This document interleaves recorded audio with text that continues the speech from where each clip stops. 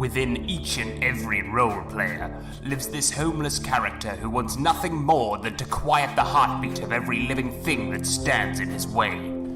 Today we celebrate this all too familiar character with... Well now, looky here. It's the Murder Hobo Show.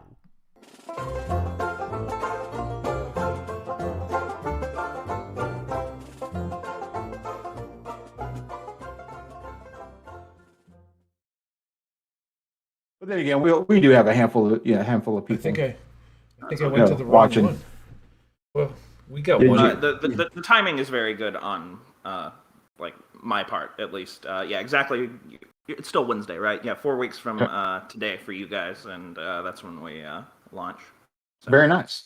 Cool. Yeah, I'm trying to ramp up everything. Nice.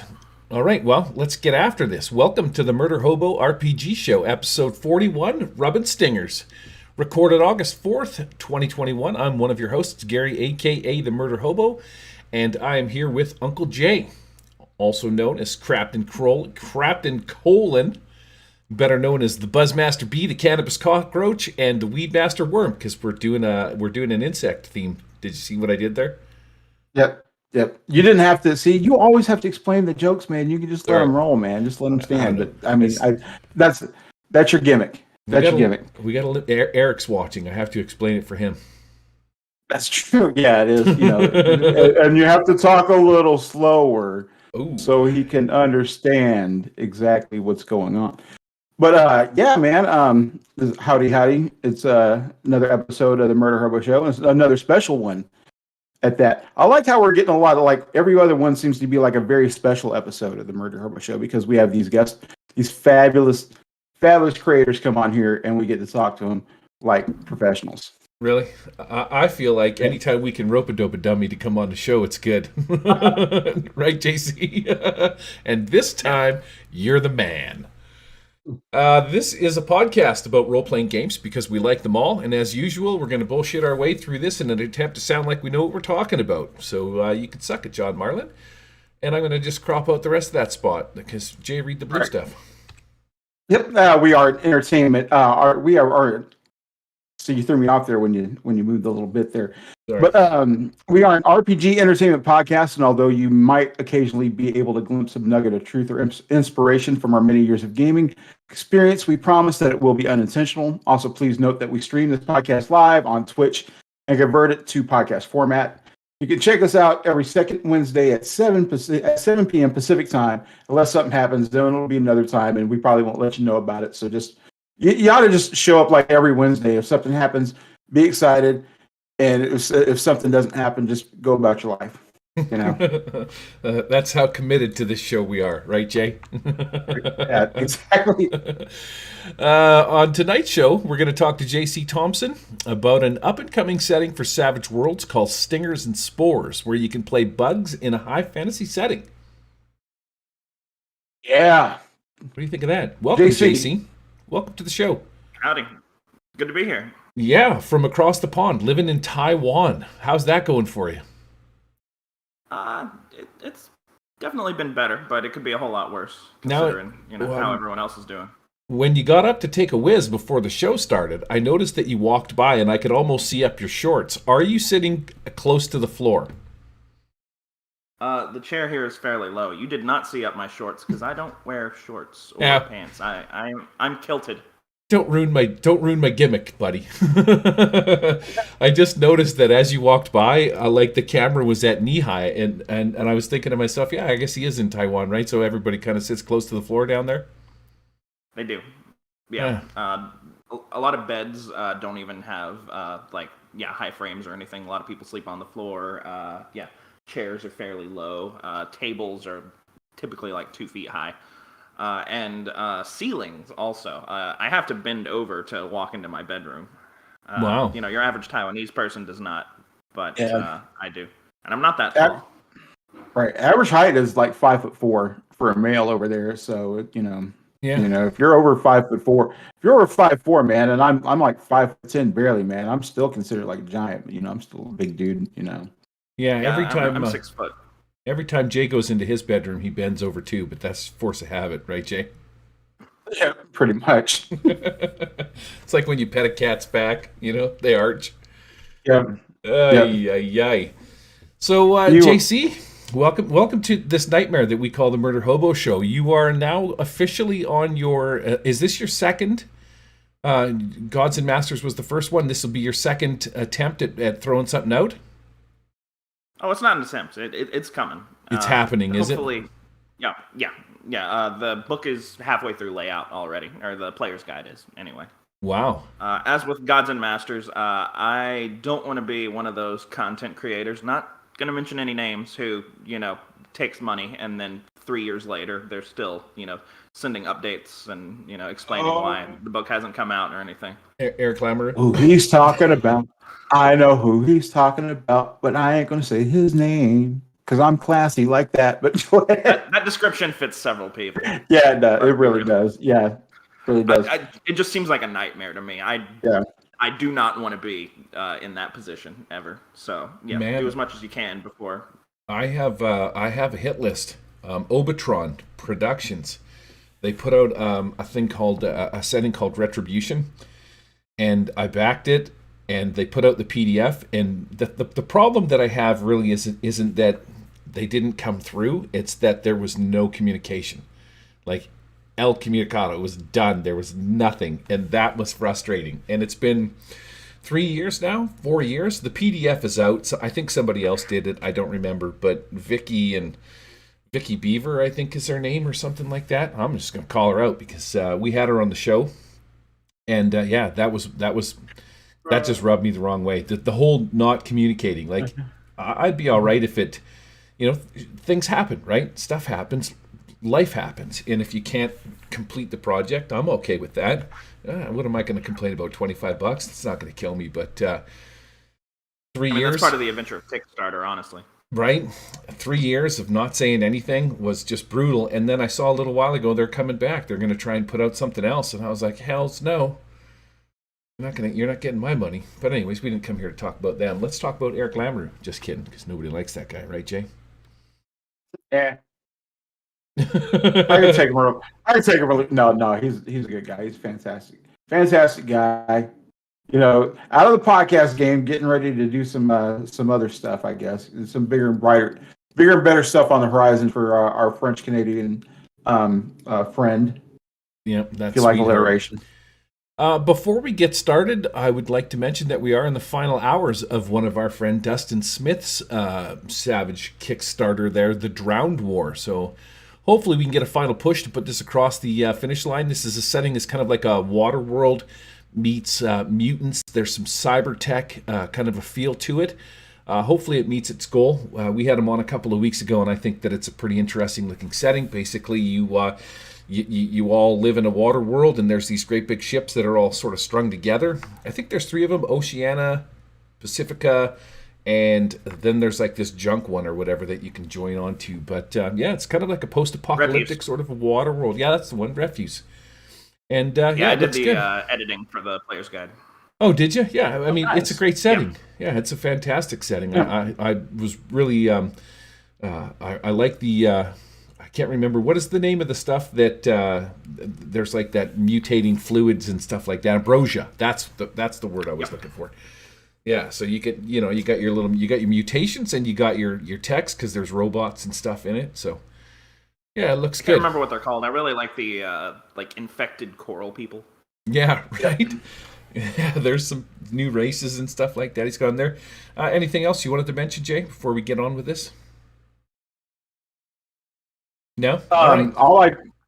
Shut up, boy. You're gonna give me a second. Ooh, All I gotta say though is the one thing I'm excited for, and as soon as they announce it, man, I'm gonna have my finger on the trigger though, because they're supposed to announce that the Superpowers 3rd edition companion, the first of the new Sway companions. How many years later, Gary? I don't know. It's been 2 or 3. I forgot. I stopped keeping track. He gets JC. He gets a little salty when we mention how long it's taken the companions to roll out. But I mean, they got there's a lot of stuff that they're doing, and I like how they're they're throwing out these little Kickstarters or these little small little booster packs or whatever for like the older settings. The ones that are for ETU, and eventually I know and Flash Gordon, and I'm sure 50 Fathoms is going to get the same treatment too. So I know you'll back that just the same as I will, and all that. But no, it's the the Superpowers Companion as far as Savage Worlds go. That's the big one. That's the big daddy that I've been waiting for. Cool. All right. Well, let's get over to this interview. I'm going to hit this button over here. Let's We're going to do get it. after it.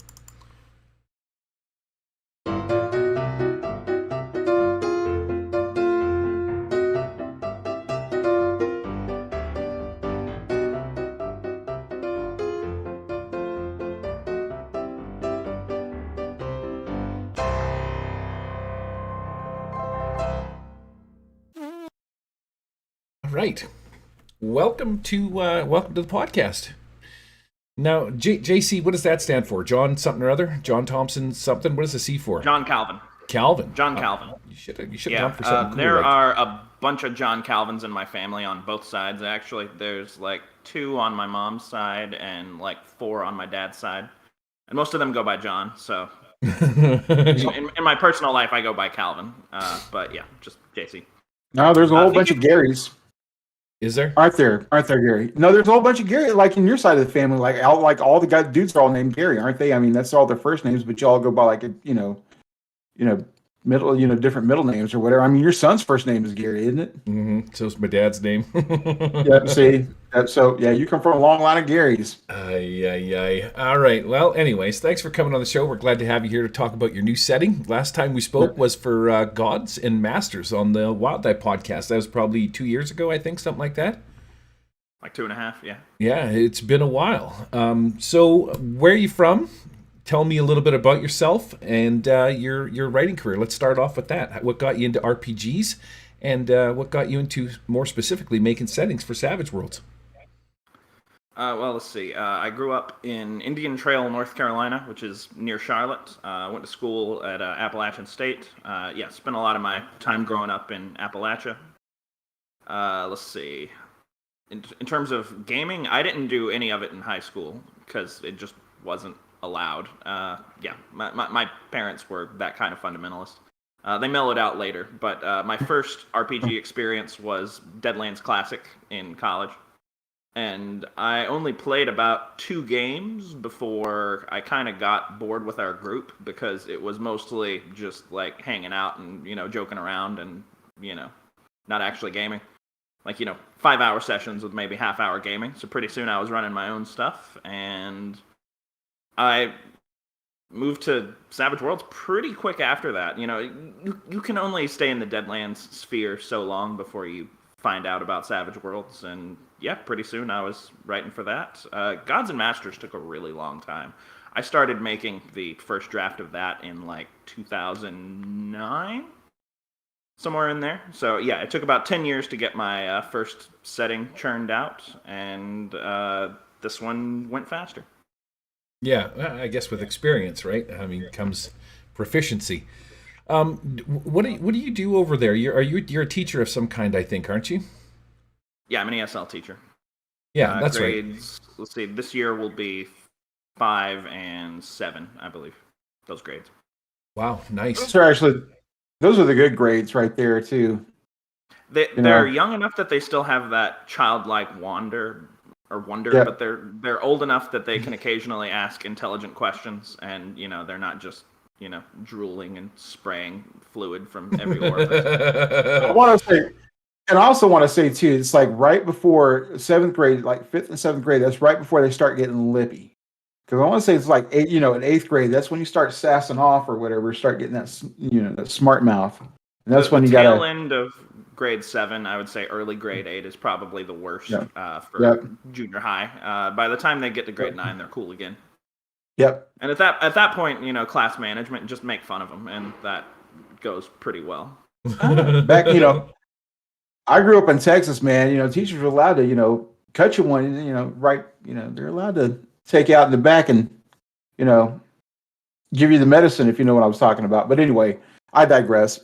Golden days. Not your medicine. No, I'm talking about now. They go out there and they crack you one, man, if you needed it. Wow, that's a little stiff, man. Give you the medicine. See, that's why 2020 is so much better. You get cracked by a teacher, and that's it, man. Career over. right? Say bye-bye Yeah. job. You only end up Right. on some kind of subreddit. Now, JC, That actually happened at one of my old schools. I was teaching in Thailand for about 6 months, and we had this Scottish guy who punched a 7th grader right in the face and got away with it. And Wow. that was kind of that I need to get out of here moment. Like, I don't want to be working at a school like that. Are you kidding? Yeah. Holy, that is brutal. Tell me about your background in writing and stuff like that. Have you got any kind of like games theory or any of that kind of stuff under your belt, or are you just like a regular schlub like me and Jay that just decided to put pen to paper and create a thing? Well, I majored in journalism, Oh, which I've said before is it's never helped me in my actual career aspirations, but there is something to be said for being able to write concisely. yeah. It's a skill that I think more RPG writers should take into consideration. I I don't. would say that my prose is perhaps not as florid as it could be, but I say what I need to say and move on, which I think fits the Savage Worlds game design model pretty well. You know, I get ribbed on our little private chats we have because I'm always like I always say if you can't say it in 72 pages, you know what I mean? Like sometimes less is more. I don't need to read the friggin' spell list in the D&D 5e player's handbook kind of, 7 here's an extra 300 pages is just garbage, but no, that's cool. I noticed that the layout was done by Morn Shap. He did the layout for the Stingers and Spores. Mornay wrote the Winter Eternal setting for Savage Worlds, which is pretty sweet. And he's a member of the Just Insert Imagination, or as Harrison likes to say, Imagination Already Inserted, something like that. Right, Jay? Something. I don't know what it is. Yeah, I think that's what. Yeah.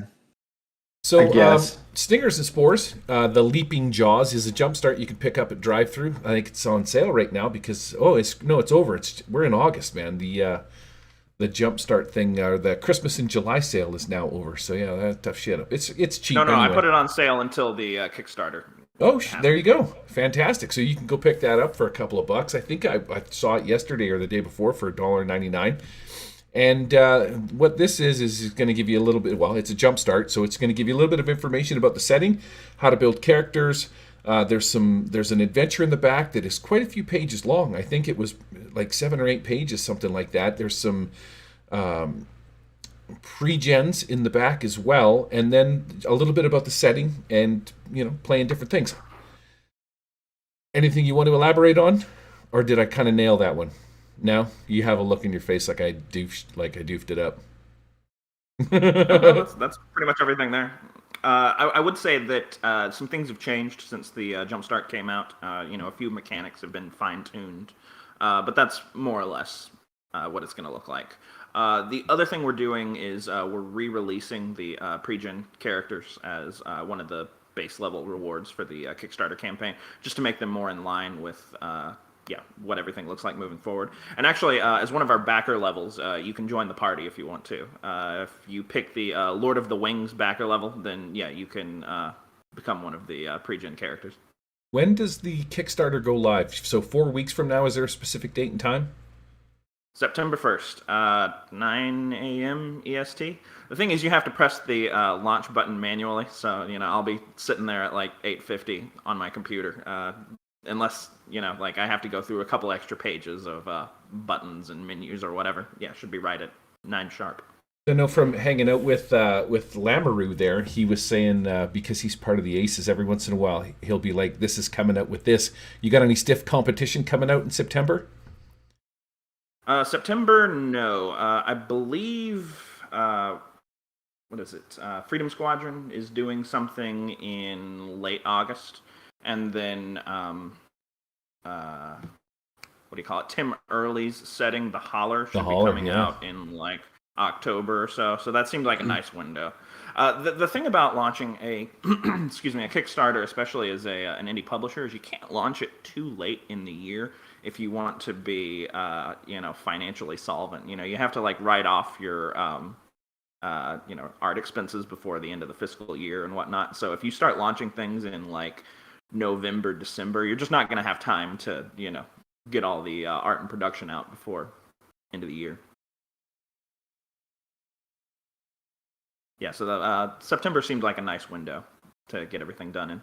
And like I said, I've done as much of the pre-production as humanly possible now. Like the player's guide is written, edited, the art's done for it, and Morton's halfway done with the layout as we speak.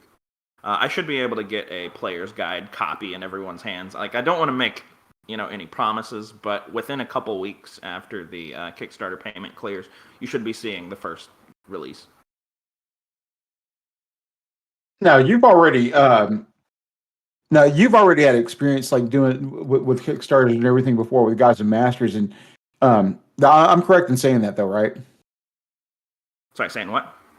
No, like Yeah. Yeah, as far as like that was kickstarted, is that correct? It was, and that was also a lot more on me. I didn't have nearly as many people helping me out. I did pretty much all the writing for that. Yeah. All right. So expect that coming out. So you're kind of like, I'd say when you have a successful Kickstarter under your belt. I mean, you're not really pro, but I would say you're a veteran, so you kind of know how to gauge it and everything like that too. So yeah, I think it's probably going to come out at like the right time, when it should.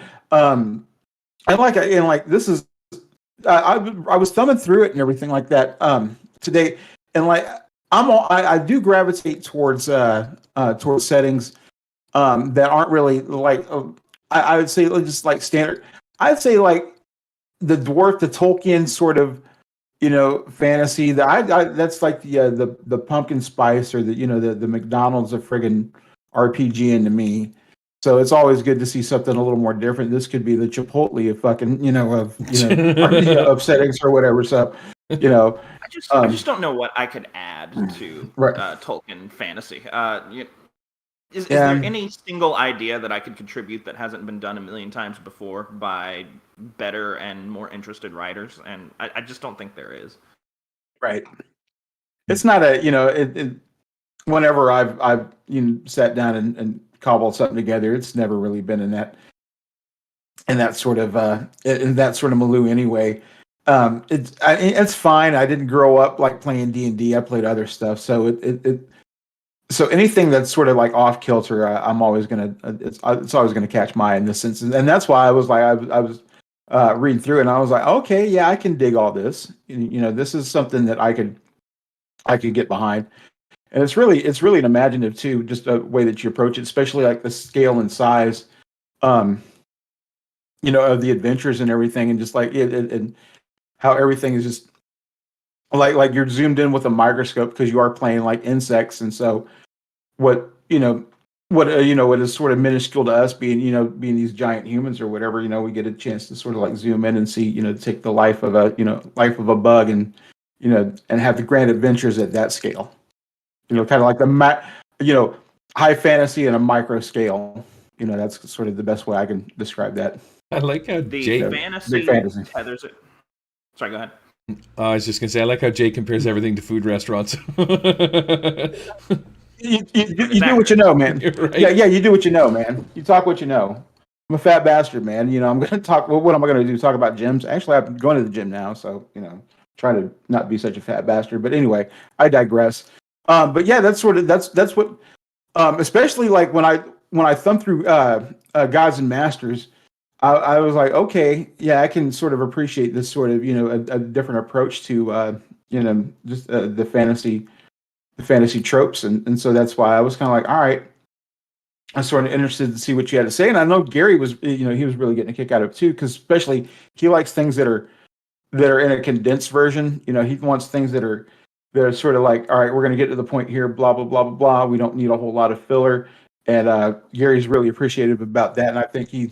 Oh yeah. I think you were saying something about that, which you Gary earlier about, it was like everything is really, yeah. I got a quick question for you. Twitchy Butcher Studios. Where'd you get the name from? What prompted that? My first party in Gods and Masters. For my first playtest, there was this. What was he based on? You ever watch Futurama? Oh yeah, yep. You know the robot that like always wants to stab people.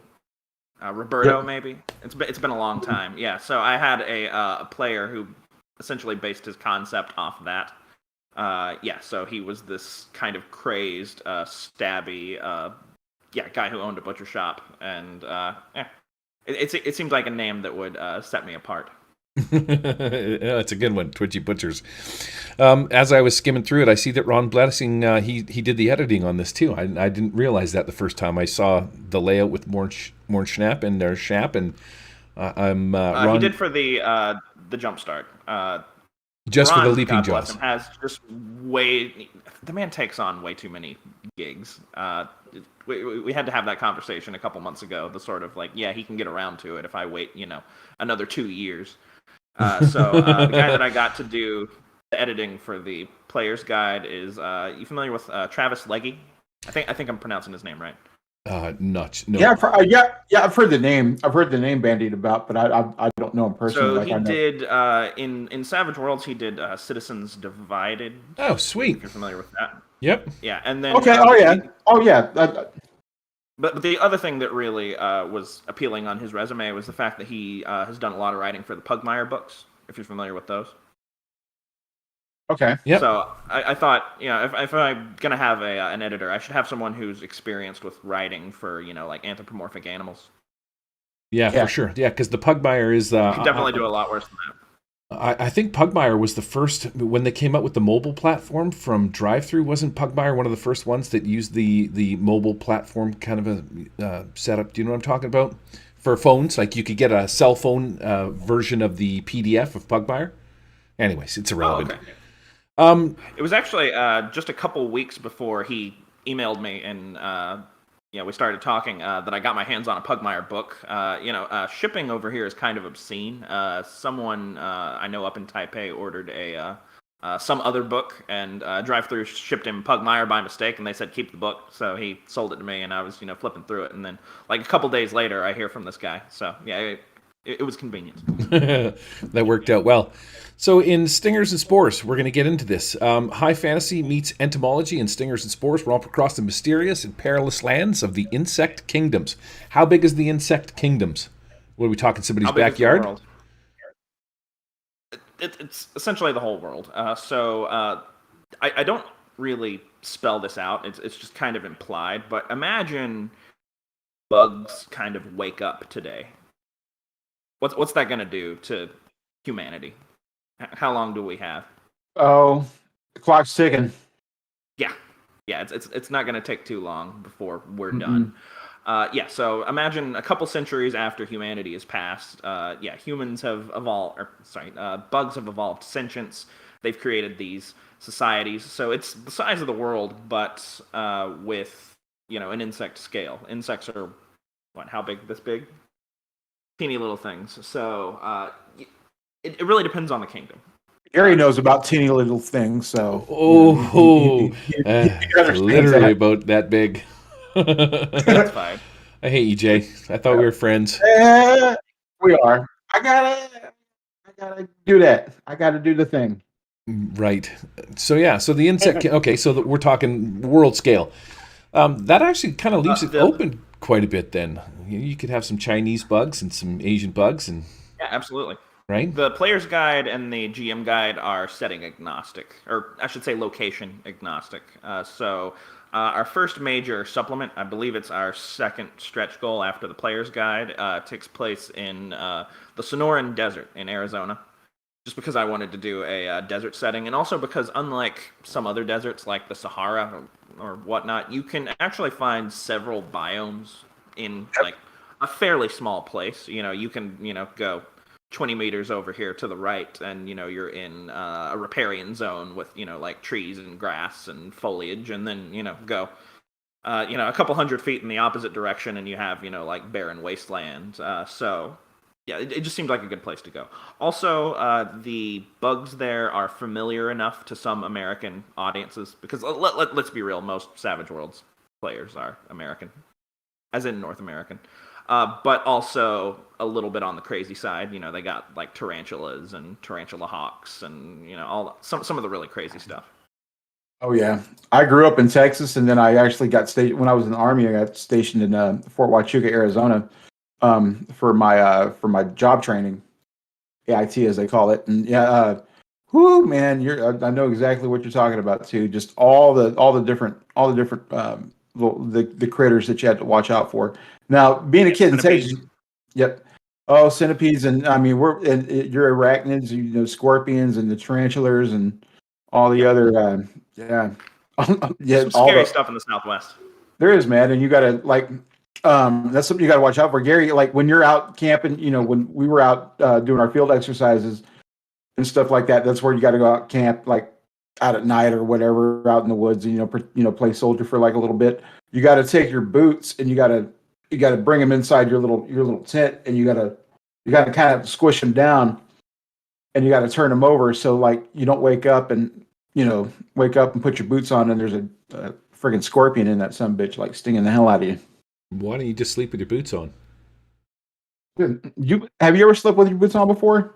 Well, sometimes I fall asleep after sexy time with my boots on. Right. Okay. I wear those for traction, right? Never mind. There's a joke in there somewhere. Yeah. Oh yeah. Especially. All right, simmer down, You're mister. a joke somewhere. All right, so the insect kingdoms basically span the earth, which is kind of cool because that opens up a lot of things. Like like you said, you've got the desert you wanted to do. You could do snow. You've got all of those kinds of things. You've got the jungle, a whole bunch swamplands, fungal groves, and different things like that. But one of the things on the first page is the distances and the perception of time. Now, being that everything is small, I'm assuming you got to take into account how long is it going to take to get across your backyard if you're a snail or if you're as opposed to a fly or something like that can buzz around and whatnot. So you've got distances break down, I guess, a little bit differently for all of the insects, depending on sort of what insect it is, because they all move at different paces. And Absolutely. You've written in their perception of time. How are you going to take this into the play? Like, how are we supposed to use perception of time as we're playing the game? I mean, first off, your mileage may vary. Do what you want. It's your game. It's your table. I'm not the boss of you. The best I can do is make polite suggestions. But the way we do it in core is, first off, bugs do perceive time differently. There have been some experiments to show that they can identify like light patterns that are way too fast for humans to perceive. And the thought behind that is because they're much smaller. Small animals have faster metabolisms, and therefore they just perceive the world differently than we do. But the other interesting thing is they sleep. I mean, for the most part, just as long as humans do. Like a diurnal insect will go about the day perceiving everything as moving much faster, and then they'll go down to bed for 8 hours, the same as a human. So the way we handle it is I figured that an hour is perceived about the same as like a regular waking day to a human is. 5 minutes is called a flap, and that's essentially an hour to them. So it would be like just being awake for maybe a couple of weeks, and then you go to sleep for a couple of weeks, and then you wake up again, and that's just how that would happen. What is the average life expectancy for a fly? What are we talking, like less than a week? Oh, that's the other thing. Okay, so it depends on the critter. If we want to get to the most extreme here, I think I mentioned this on another show. There's a kind of mayfly. In their adult form, the females live 5 minutes. They lay their eggs. Wow. The males live 25 minutes. They wait for the females, then they fertilize, then they die. They don't even have mouths because they don't need them in their adult state. So that's kind of the extreme on one side. And then on the other end, you have, I believe some ant queens can live for like 50 years. Wow. So that's I impressive. kind of averaged this out a little bit. I said that in terms of lifespan, as insects have woken up, they've found new ways to gather food and resources. The ones without mouths, they can meditate to absorb the magical energy of the universe and stay alive a little bit longer. I say that if the lifespan is under 3 years, 3 years is how long they live. If they live over that in the real world, then just keep the original. Yeah. So you will definitely have some bugs that live a much longer time, but 3 years is about what they could expect. And with our time frames accelerated, that works out to be about 12 times. So what would that be? 36 years in adult form. That's not too bad. It's not too shabby. I guess mostly they live as long as they're involved in the story, right? I mean, you're gonna kill them off, and oh, sorry, you only lived a day. Sorry, that's it for you. Under the making character section in the Jumpstart, you can be an ant, a beetle, butterfly, hornet, mantis, or a stick bug, but not spiders. It says that spiders are creatures that you fight. How did you determine what creatures you would play versus what would be just a monster? Insects only. Okay, so So spider's a not an lot of the things insect? that people can, they are not. They're arachnids. Oh, yeah, okay. Scorpions, spiders, centipedes, all that stuff are arthropods, but they're not bugs. Gotcha. I guess it depends on what you mean by bug. Okay, so there are some people who say, "Oh God, I get so mad in entomology discussions now." They're like, "Actually, a bug is specifically, a suborder of this insect. Basically, it has to have sucking mouth part." Like, shut up. No, a bug is anything with more than 4 legs that you could use to scare your little sister. So I should be more specific. I should say insects only. Yeah, arachnids and centipedes and stuff are not insects, but they are arguably bugs. Yeah, I was just curious.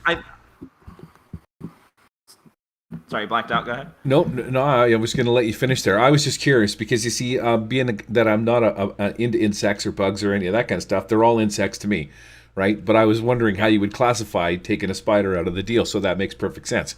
So it has to be an insect, which a spider is not because it's an arachnid. Did you know that, Jay? Don't lie to me. Yep. Moving I on. did. Do you know what else is an arachnid? What? A tick. A tick? Yep. Yep. Yeah. All right. Ticks are not insects. Listen, nerds, simmer down. You should know this stuff, all the outdoor stuff, man. You need to know the shit that's crawling up on you. You Do need you? to know what it is, whether or not it'll bite you or sting you or something, man, or whether or not it's delicious. Okay, That's so important. no, I was just I was not I wasn't putting into that context. Like I know a spider's an arachnid, but I would still consider it an insect in my world, right? Yeah. Just I'm not Gotcha. one of those mouth breathing nerds that has to tell you that a bug has to suck stuff. That JC would be like, "Shut up, loser." Yep, exactly. I'm definitely You're too not, nerdy, man. I'm definitely not that guy. So when in the character section, because I only have access to the Jumpstart, in the character section, have you added more stuff in? Is there going to be like a just go into a little bit of detail about that. I'm kind of curious to know, like, if it's not listed in the book, what have you got for help in creating insects? So we have 14 insect archetypes. I think there are 6 in the book. Yep. Or in the Jumpstart? Yeah, so 14. 12 of them are insect categories, and then 2 others are what we call weird archetypes, which we can get into in a bit if you want. And then I threw in a bunch more racial abilities and edges, and a bunch of hindrances, too. I added a lot more hindrances to this than I did to Gods and Masters, just because Savage Worlds core has hindrances pretty well handled, I think, in terms of role-playing hindrances, but there are a lot of physical disadvantages and hindrances that I think would just be way too specific to have in core that just really makes sense from an insect point of view.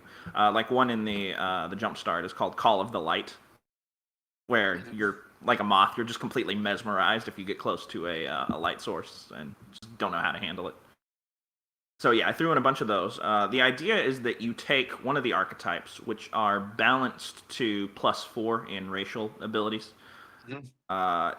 And to be more specific, I give them +2 in racial abilities, and then I give them a free edge. So the idea being that you can just take that archetype, throw on an extra edge, and you've got potentially some kind of bug that you like. Or if you want to get way more detailed, you can start swapping ththings out. Swap out one hindrance for another, and you can create.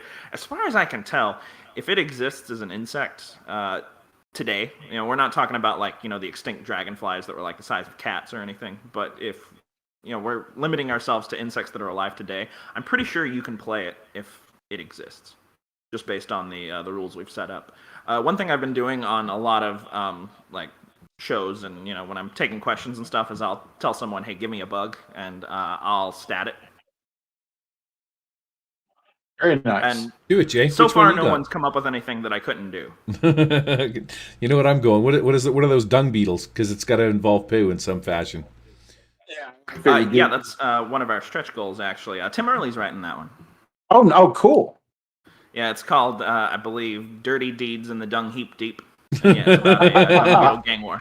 That's Oh, awesome. that's great. Fantastic. Let me see here. Just, I'm not, I'm not trying to challenge you or anything. Like, I would just want to see what a grasshopper statted up like. You want me to pull it up? Yeah. Hold on 1 second. Do you have a particular type of grasshopper? Just the big green ones. I don't, I don't really know the difference. Oh, look who's not so smart now when it comes to insects, mister. Huh? I never said I was. I like grasshoppers are cool, man, because they spit that tobacco and they jump really far. That's about it. Well, that's the extent of my knowledge. Okay, so the base archetype is for grasshoppers and crickets because they're fairly similar. Right. So the hindrance is called carefree. It's -2 to all notice rolls. The idea being that they're just jumping around and chirping and being obnoxious and not actually paying attention to much. It's kind of the whole like ant and the grasshopper thing. Right. They get free edge, the same as every other basic archetype. They have a lot of bugs have sexual dimorphism. The idea being that the males and females are in many ways so different that they almost play as like different species. So when it comes to most versions of crickets and grasshoppers, it's the males who sing, the females do not. So for the males, I gave them an edge called Hopper's Song. Essentially, they get the work the room edge for free. The idea being that they sing, dance, make a lot of noise. They have the leaper ability, which I actually changed from Suede Core. I make it so that you can jump double your pace instead of... I forget what it is in Core. It's like you can jump like 3 or 4 squares, which just doesn't quite cover it when we're talking on insect terms. Yeah. And then for the females, since they don't have the Hopper Song thing, I gave them Lucky. The idea being that in some cultures, like Chinese culture, crickets are considered lucky. So I decided to play into that. Let's see what archetypes or what subspecies. Oh yeah, that's the other thing. So I do give a bunch of examples. I include like 30 specific species modified from the different archetypes to kind of show you the directions that you could go in, and you could easily pick one of those out and just play it as is. In terms of crickets and grasshoppers, probably the most interesting one I could give you is the tree weta. You ever heard of that? Wetas live in, I think I'm pronouncing it right, they live in New Zealand. So New Zealand biologically is one of the weirder places on this planet. Up until, humans settled in like the 12 or 1300s, they didn't really have mammals of any kind.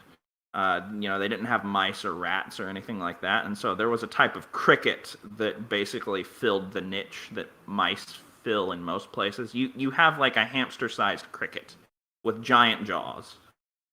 Jeez. Like Google image it. It's crazy. There's a famous picture of one eating a carrot. Like they're just sticking the whole carrot into his mouth, and he can just chomp on it because that's just how big they are. All right. Jeez. So for the weta, hold on, let me pull that up. All right. So I'm not a bug expert by any means, and even if I was, there's like a couple million species of insects. So you're not going to be able to completely pull this out of your butt right out on the spot unless you happen to know the species. But I did a little research. I found out that the males are the ones with the bite. They can jump. They can't fly. Thank God. Both the males and the females sing when it comes to tree wetas. All right, so their racial traits. The males have a bite, strength D6. They got the carefree thing. Both male and females have the Hopper Song. They have the leaper ability. The females only are lucky. That's what they get instead of the bite. They're nocturnal, which we can get into in a second. They're size 3, which is not the biggest you can get in this game. And they are slow, so pace lowered by 1 and run with like a D4, I believe. Now I just happened to look that up. Man, that is a big bastard right there, man. They're every colossal. Picture that I see. Yeah, every picture that I see, man, everybody's holding them like that. And there's the one from Wired magazine where they're feeding that damn thing a carrot, and he's just like like that. Yeah, this would be the Andre the Giant of grasshoppers, easily. They can get a little bit bigger. Actually, I have this. This is not the first time I've broken this out. I have a bug book. It's all in Japanese, but it has been very handy for showing the size of different insects. Nice. I actually have some beetles at home now. All right, so compared to my hand, this is actual size of some of these beetles. Yeah, I'm going to take a hard pass on that. All right, so that would be size plus 4, which is as large as I allow in character rules. I have a toy here of a rainbow stag beetle, which is actually one of the beetles I have at my house, which would be size 2. Size 1 or size 0 rather would be like a honeybee. So Wettas are kind of in between this beetle and the really big honking ones. Yes, size plus 3. But then I was mentioning nocturnal. All right, so besides edges and hindrances, I included a third category of something called trade-offs. The idea being that bugs have enough weird abilities that I wanted players and GMs to be able to throw even more abilities onto an insect's build without really altering the balance. So I took some common things that insects have and then threw in some negative modifiers to balance them out. And the idea is basically that trade-offs are plus 0 to your character build. So Nocturnal, for example, let me pull it up. All right, so you have no vision penalties in dim, dark, or pitch black lighting. But if you're in full daylight, and we're not considering like the shade because I don't want it to get too stupid, but if you're in regular daylight, it's minus 6. Gotcha. There's one that I do called perfect camouflage. There are a lot of bugs that look like, foliage or, like flowers or something like that. So the idea is for that, you get plus 4 stealth in that one environment. Like if you're an orchid mantis, when you're in that particular type of flower, you're basically invisible, but minus 2 stealth in any other category. If you're just like crawling around the floor, everyone's going to turn around and be like, what's that pink flower thing doing laying there for no reason? That actually makes really good sense. Yeah. So you can add that to your character build without having to really think about it. You don't have to take on an edge and figure out, what hindrance do I need to balance this out? No, just slap it on there and you're good. The when I was looking at the hindrances section in the Leaping Jaws deal there, I was actually getting I got quite a kick out of it because there's the one is called buzzer, which is a minor insect a minor hindrance. But the funny part about it is like, sure, you can fly around, but with buzzer, when you take it as a hindrance, you're making a lot of noise. Like there's no stealth for you whatsoever. And I'm like, man, that's actually pretty genius because there's certain animals that just make noise when they fly, which was pretty cool. When my beetle is still a larva, but when he gets big, there's a beetle shop not far from my house. Beetles are kind of a thing over here in Taiwan as pets. But when they fly as adults, it sounds like a jackhammer. It's loud. It's really loud. Yeah, when they come at you, there's nothing they can do about that either. Yeah, there's a couple of bugs out here, June bugs or something like that we get out here. When they come at you, it's like a helicopter coming right at your face. They just zing right by. So that would almost be like an Apocalypse Now sort of situation from the enemies. They're like sitting there at their castle, and then they just hear like attack helicopters coming in. Maybe there's a bard on top playing Ride of the Valkyries or something. The other hindrance was Call of the Light. Now, you had already mentioned this one, but I was laughing when I was reading it because it's actually pretty funny. The Call of the Light minor hindrance means that when any kind of so some insects, especially the nocturnal ones, are mesmerized by light sources. So when you're within 6 inches of a light source, they suffer a minus 4 penalty to any rolls requiring smarts or linked skills, because basically you get up on the light and you're like, huh? And you just start staring at it. And so anything that requires a smarts roll is basically made at a negative. And I'm like, man, that's actually pure freaking genius, that one. And then one of the things I added to the lore was that moths in particular, if they stare into the light for too long, they start to hallucinate. And some of them think that they have the gift of prophecy. They have dreams and visions and that sort of thing. No, you don't, Wayne. You've just been looking at the light too long. Right? The last one was transparent body, and again, this one I wrote in the show notes. I was like, man, this is pure genius because it's so funny. So you got some species of insects have transparent exoskeletons. So this ability allows them to blend with their environments more easily. Their internal organs are clearly visible to anyone who spots them. And I'm like, okay, that's actually pretty funny. So an insect with this hindrance gains an extra die type in stealth, but enemies can target your vital areas at half the usual penalty for called shots. And I'm like, that is friggin' genius. Well, yeah, your heart's right there. You know, they can see it beating. Right? A called shot to the heart, and you're like, what? Oh no, this is not good. That's actually pretty sweet.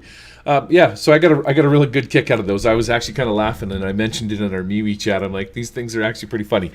Now, in Stingers and Spores, there's magic and stuff like that. So what brought about that? Just because it's a fantasy setting, so you're like, we got to throw in some magic. So we've got your basic miracles and your basic magic right out of Savage Worlds. We actually have 6 types of arcane backgrounds. Hold on, let me... Not in this pull them pamphlet I'm reading. But yeah, there's I'm not just gonna give you the whole setting. Yeah. What? It's a $2 PDF for crying out loud. All right, well, Right? that's what I'm working with. Also, peeps.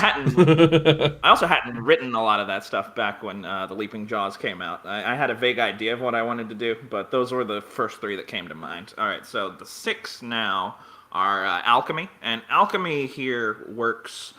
So there are natural substances with fun properties that you could play around with, like snail slime, honey, that sort of thing. But the other thing that really works well with bugs is pheromones. So the idea being that you're killing, like other invertebrates, harvesting their pheromones and like mixing them up into weird cocktails. So they don't alter reality as much as they alter a bug's perception of reality. So, for example, the invisibility potion, you just rub the right pheromones on yourself. It's so that even though you're clearly still there, just other bugs don't detect your presence. Does that make sense? Yeah, oh yeah, without a doubt. I was just imagining me and Jay playing this game, and Jay's rubbing his pheromones on me because they're going to do a thing. Yeah. Right? Yeah, mind control, make yourself like a love potion or whatnot. That's what Jay would be doing. I also added in a new power for making poisons, and the poison one is kind of involved. It's expensive, but you can eventually, depending on your rank, end up making like a variety of different poisons with like different delivery systems. Some of them are just contact only, some of them need to be consumed, whatnot, and then they have a bunch of different effects. All right, so that's alchemy. The one that I think I've had the most fun making is called chirping. So that's essentially how we handle bards. Bards, or chirpers rather, they're not bards from D&D or Pathfinder or what have you. All right, so they're musically inclined insects. So, like cicadas, crickets, grasshoppers, that sort of thing. Although in theory, any bug could do it if you really wanted them to. They have to play an instrument, and most of them are modified with some sort of weapon. Like I think my favorite illustration, I have a cicada playing a ukulele that's just got like a bayonet mounted on the end. That's cool. And the idea being that they don't cast towards particular characters. They cast in a blast template around themselves. It's centered on them. But yeah, if they run into the middle of a group of allies or enemies and start playing, that power takes effect, and it has an unlimited duration as long as they keep strumming, which can be interrupted. As long as they keep strumming, it stays in effect. So what that? Yeah, go ahead. No, just saying. As far as the chirpers go, are they going to be like the not in the sense? Well, I guess are they going to be like the boosters of the party as far as like with the Yeah, see, it's like the ultimate support class. I see. I love it when we encourage stuff like that, or like, hey, any type of class or any type of edge or anything in Savage Worlds where it boosts support or like wants to encourage support. I love it. I love hearing about it. And you can also curse your enemies, but the thing is, again, you need to be right in the middle of them. Right. So, ideally, the way I would build a chirper character is someone who's fast enough to get in, cast around, and then get the hell out. So that's number 2. Sorry, go ahead. No, just saying, you get your little grasshopper buddy, man. He can jump in there, play his little fiddle song, jump out. Yep. Confuse everybody. That's what I do. I just want to play an alchemist All right. and throw like pheromone bombs at people. Nah, nah, dude. I would be a grasshopper who comes in there and plays Captain Beefheart that instantly confuses everybody and then leave. Captain who? Captain Beefheart. You never heard of Captain Beefheart, man. He's an old '60s musician, but he used to play Frank Zappa, all that. Yeah, I don't he's think above your head, anybody's but heard yeah, of Captain just Beefheart. Google, Google something called Trout Mask Replica. Just give that a whirl in your on your phone one day at work, and then you come back to me and tell you it's like you're gonna have the same reaction as you did when I told you I watched Doom Patrol. So so there you go. Wow. Oh man. So you'll feel the same way about that. In fact, I think you'll like Doom Patrol better than that. It's very I feel like it's the kind of thing I need to do in the bathroom at work where nobody can see what's going on. it's very avant-garde music, man. It's Mhm. very just people in the '60s doing a bunch of drugs is what it was. All right, so we got the alchemists, we got the chirpers. What else you got? Well, the next one is gifted. So that's kind of the catch-all. There are some bugs that can do some really weird stuff, and I couldn't accommodate all of those in the player's guide. Like the example I give in the Leaping Jaws is Bombardier Beetle, which is a beetle that basically sprays like effectively acid out of its butt at its enemies. So Jay? gifted are basically how I handle. It's sort of the catch-all for this bug's ability is too weird for me to accommodate, so it's gifted now. Fireflies have like the glow power. Silkworms have the you could give them like bolt or whatever for spitting out silk. Or entangle or something. Yeah. There's a bunch of stuff. Antlions could use like burrow or what have you. Entrap or entangle rather. So that's sort of the catch-all. The thing about gifted is it's not magic, so things like detect or conceal arcana aren't going to work on it. But So it's all just natural abilities then, so that just a way to sort of like classify. But it's more limited, Yeah. depending on what kind of bug we're dealing with. Right. A character might have 3 or 4 powers, or they might just have one. Pill bug, I guess, is sort of like situational too, because they'll roll up and maybe they need a little bit of armor because they're rolled up into that little ball. Not insects, but yes. Yep. Yeah, they're crustaceans actually. Really? That's weird. Yeah, I learned so much. I was not a bug person when this Right. whole thing started. And then just the research is sort of like, damn, It man. kind of snowballed. Yeah, now I have pet beetles in my house. Now, like I have friends who text me with pictures of weird stuff they found in their apartment. Like, hey, Calvin, what is this? Is it going to bite me? Yeah, that is just my life now. All right, the next one is magic. Poor guy. So it's fine. Wizards have actually several arcane backgrounds, or several elements that they can play with, but 3 of them are for heroic characters. The player's guide kind of works on the conceit that you're playing a good person, or at least not a bad person. We kind of do the Deadlands approach, where evil characters are considered sort of NPCs only. All right, so you can be a rotter. You can use like rot and decomposition. You can be a slime molder who uses different types of slime, or you could be a silk spinner who, basically makes spider silk. You need a staff or a spell book, excuse me, to get that to work. And depending on which one you choose, your spells will have slightly different, abilities. But then we have some evil types of magic too. Those are in the GM guide, which is written, but it's the first stretch goal. So we'll see if that gets unlocked. So there are spider marked. So spiders, or at least the silk weaving kinds of spiders, are essentially the demons of the insect world. So they're intelligent. They set. Sorry, is it demons or devils in D&D that are the organized ones? I believe it's devils. Yeah, so they would be like the devils of the insect world. You can maybe strike deals with them, and that's what a spider marked has done. They make a deal with a spider to basically provide them living sacrifices, and in exchange, they get a significant power boost. So they're like silk spinners plus. They get like life leeching abilities in their web and all kinds of other good stuff. And then the other kind of magic is sporcery. So are you familiar with cordyceps? You ever hear of that? Mm-mm. It's a family maybe of fungus that infect different types of bugs. There's like Oh yeah. one cordyceps Oh, variety, oh, and okay, yeah, it like okay, zombifies them and eventually yeah, sprouts I've out of heard the of pit. that.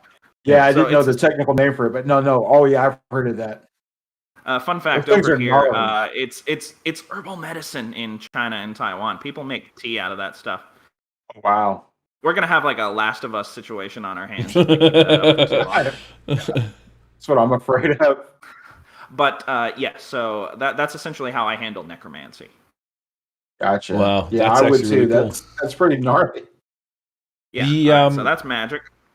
setting rules. Let's move on to this section here. So everybody gets wall crawlers, and I'm like, that's actually pretty ingenious. All the bugs know how to climb. They can scurry just about any surface, even on ceilings. So you're going to climb up a wall, and you're going to drop some kind of pheromonal kind of potion on Jay's face. Yeah. And then you can dive bomb attack too, because there's also no falling damage. I was just about to get to that, but that is now, you see, you've just added to the level of debauchery that I'm about to depart on, Jay, when we play this game. It's a feature, not a bug. Right. Flight. Many insects have the ability to fly, and most can fly faster than they can move in the ground. So flight in combat is difficult, however. You've got anyone who flies during their turn suffers a -2 penalty to all their actions for that turn. If they run well in flight, all actions are a -4. Yep. There are edges to negate that. Mm-hmm. But I don't want people getting it for free. You know, if you want to build a hyper competent flying character, you can totally do that. But I don't want flight to be such a huge advantage right off the bat. You know, you need to invest in that sort of character concept. It also evens the playing field a bit between flying characters and ones who can't, because there are plenty of flightless insects. I venture to say most of them. Yeah, for sure. You're stuck on the ground as a beetle, and you got somebody with a bow and arrow flying around blasting you. The gears. One of the sorry, real quick about the flight thing. I do put some like anti-flying measures in some of the magic types. Like one of the miracles types has an ability called Buzzkill, which just knocks them right out of the sky. So if you want to make a ground character, you're not going to be at a huge disadvantage. Sorry, go ahead. No, that's cool. That's a great way to sort of handle that kind of a situation. The gear. So all of the gear in this game consists of materials they can find in their habitats, a lot of regional variations. So clubs, axes, and other bludgeoning weapons can be fashioned from sticks and pebbles. There is no steel swords or any of that kind of stuff in this high fantasy game because I guess the bugs haven't figured out how to forge. So you can make a sword. It's just not going to be steel. You could have like a rapier made out of a long briar thorn or something like that. Yeah, it's got to be sort of what's the word I'm looking for? Like it's got to be thematic kind of a thing. It's got to be stuck inside the setting. There's also armor and stuff like that, so you could like put on, use a blade of grass to strap a piece of bark to your back if you're like maybe a squishy guy kind of a thing. But most of what's in here, essentially, the idea is you would have to sort of think, what is a bug going to make? Like, what would a bug wear for armor? There's actually, I'm sure there's some bugs that sort of cover themselves in rocks and pebbles to make, like a hard carapace or something like that. If they don't already have it, like beetles. Yeah, like beetles and stuff like that. They gotta. Have you ever heard of an ironclad beetle? No, but I'm about to. They live in the Sonoran, so I statted them for my Riparian Knights expansion. So they can get run over by cars and just shrug it off. They're essentially indestructible when it comes to like crushing and stabbing damage. Entomologists like to pin insects, and you can't pin them. They're even when they're dead, they're just too hard. What you have to do is you have to get like a jewelry grade drill in order to get into their exoskeleton. So bludgeoning, stabbing, all that stuff. You basically just can't do it. Now they don't really have any other abilities. They're slow, they can't fly, they don't have a bite or anything, but they're just really, really hard to kill. That's super interesting. To be honest with you, I was not aware of that. Clothing. You just don't walk around with your bug wiener hanging out. Middle and lower classes. I mean, they have internal genitalia for the most part. So hey, stop ruining my gimmick here, buddy. Let's talk about bug wieners. Clothes for the middle and lower class usually made of leaves or mushroom skin, like armor. They are usually have to be custom fit. Rich and powerful. So we have I guess we have classes, or not classes. What's the word I'm looking for when people have Social classes. Social classes, yeah, social standings and stuff like that. So you can get like exquisite silk and stuff like that for different fabrics and things like that. And then currency was the other one that's listed in here. So obviously we're not using money. Seeds are the closest thing to a uniform medium of exchange. I guess seeds would be considered food. Is that where you were going for, which would make it valuable? You could eat it. You could also, use it to plant. They do have farming, and the size and quality of the plant that will eventually be produced by the seed determines its value. If you have the seed for something that could grow up into like a giant fruit tree, that's going to be more valuable than a seed for, I don't know, like a blade of grass or something. Yeah, and depending on your dietary requirements, for your type of insect, yeah, they could be consumed as emergency rations, although they're not especially nutritious. Yeah, for sure. So that's the gist then. That is sort of your setting in a nutshell. Is basically you're going to pick an insect and you're going to go play some fantasy games. Yeah, Pretend. that's pretty much it. The fantasy part is pretty conventional, but I think the sort of the Savage Worlds twist is the bug bit, and I didn't really need much help making the bug stuff really weird. Nature kind of did all that on its own. Yeah, for sure. The monsters that you would deal with and stuff too, they're going to be different than your standard fantasy stuff. You're not going to be fighting dragons or, I don't know, what do people fight? Minotaurs or any of that nonsense. But again, didn't need help creating anything. If you're a bug, a frog is going to be plenty terrifying. Yes, for sure. Say. Yeah. That was one of the things that I had written down here. So I was reading the Pirates of the Still Sea adventure. You can also find that on the drive-thru if you're interested. I was thinking that a boat made of twigs and leaf, with the leaves for the sail, would get pretty torn up by birds. Because we're playing insects, and a bird, it could literally just swoop in and kind of, smash and crash this thing. The whole size thing is something that you're going to have to sort of wrap your head around when you're playing this. But are there birds in the games that would come down and, like, because for a boat, for some insects, you put ants on a boat made of twigs with leaves for sail, and then, a bird comes down. It's going to be, is there a way you've got to deal with the different sizes to sort of level the playing field? Well, that's kind of two questions. Okay, so Yes. The first one, size. Yeah, all right. So that's something that you didn't actually see much of in the Jumpstart. I kind of worked on that later. So yeah, like I said, the size difference is vast. So just in terms of player characters, the smallest you can be is size minus 4, which would be like gnats or fleas or like really tiny, like 1 or 2 millimeter stuff. And the biggest you can be is size 4, which is like that beetle I was showing you before that's like the size of my hand.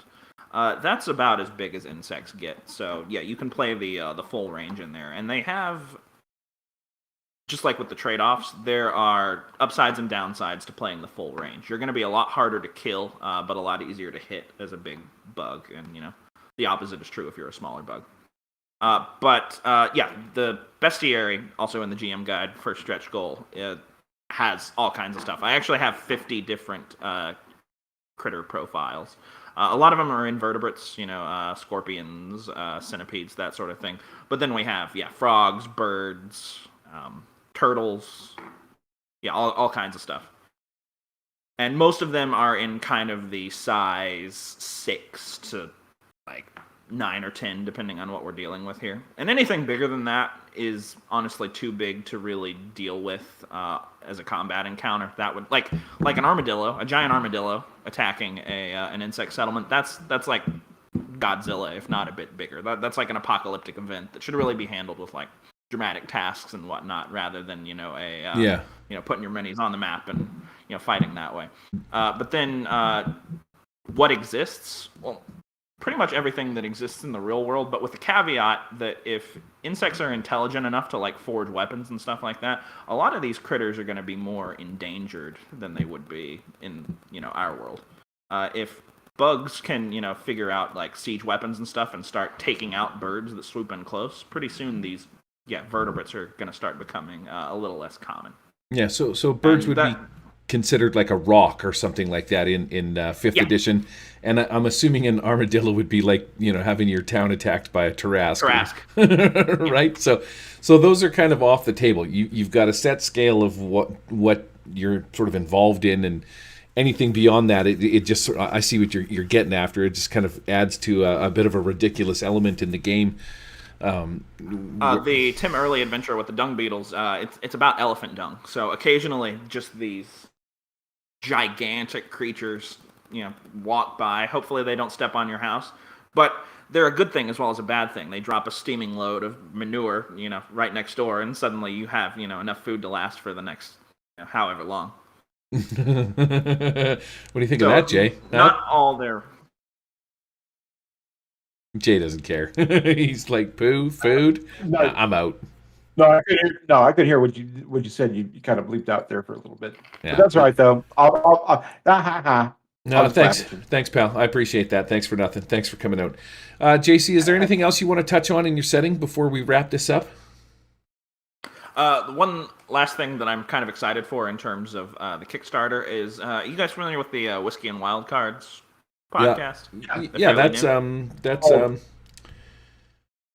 man. Manuel Sam, but I like to call him Manny Sammy. Manny Sammy. Yeah, Manuel, yes. So Manny Sammy. They reviewed the Leaping Jaws right after it came out, and they said on the podcast, "Hey, JC, if you're listening in, we want to do a cyberpunk crossover with insects."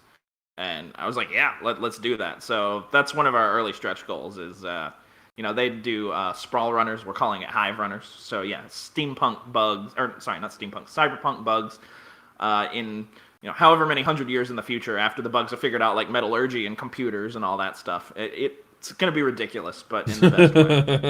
That's actually pretty cool.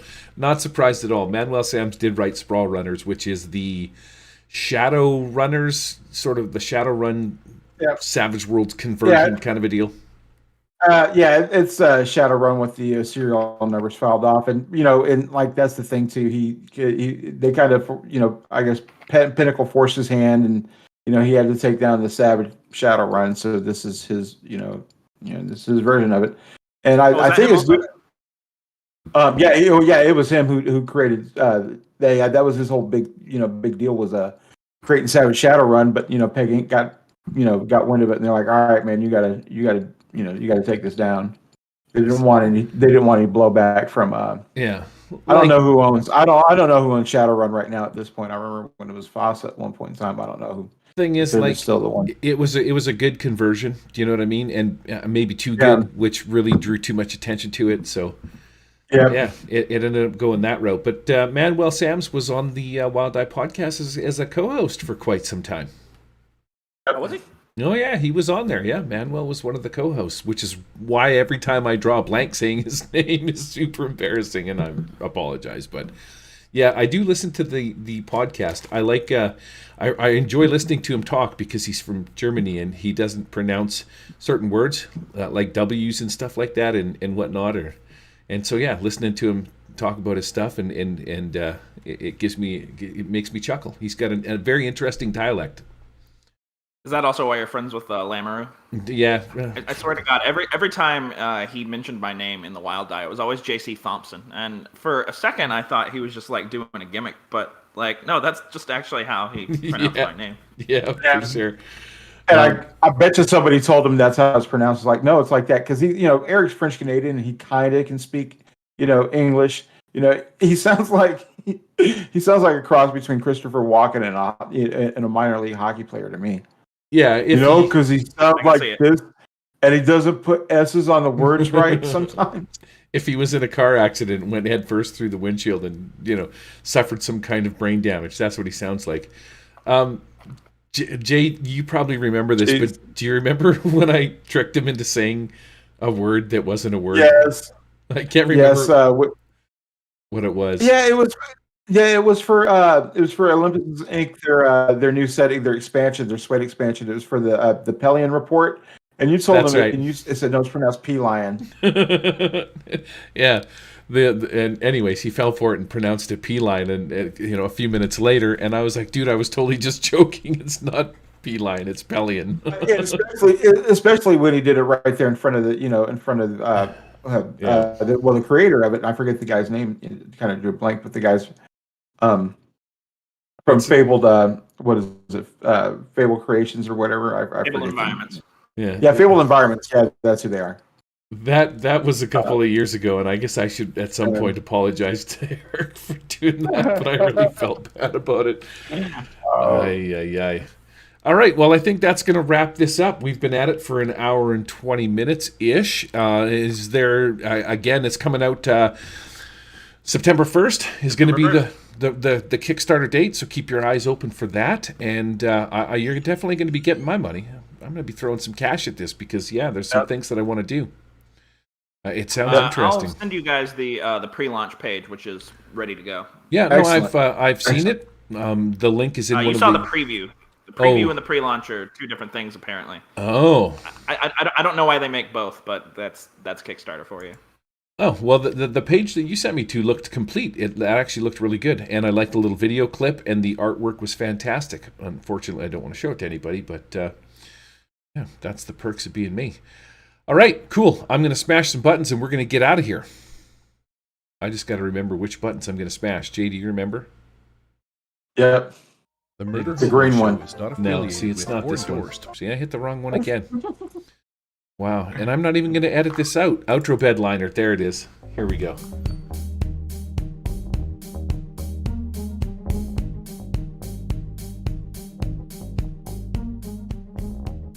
All right, that's it for this edition of the Murder Hobo RPG show. We hope you enjoyed it. Now beat it.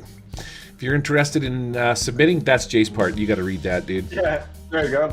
Yeah, if you're interested in submitting to community questions, so you could hear us poke fun at you and not otherwise answer your questions honestly, you can do so at murderhoboshow@gmail.com. Otherwise, send your hate mail to bugs. Wow, that you just mailed that one in, dude. No, bugs are creepy. Wow, you're creepy. You can also get us on Twitter at The Murder Hobo Show, on YouTube at The Murder Hobo Show, where I show you how to make three-dimensional battle maps for role-playing and tabletop simulator, among other stuff. You can watch me do this live on Twitch at The Murder Hobo Show, but be warned, there isn't a set time for the show. It's kind of random. You can find the things we discussed in the show notes, organized by most recent at the top, over at murderhoboshow.podbean.com. Thanks for listening. Be sure to tune in next time. We're going to have another action-packed show where we're going to talk about things we know little to nothing about and try and sound professional doing it. Have a great gaming week. We're out of here. Say goodbye, everybody. JC, you go first. Stingers and Spores, JC Thompson, September 1st. We're talking 1 month. Pay attention, right? You'll see more updates as we get closer.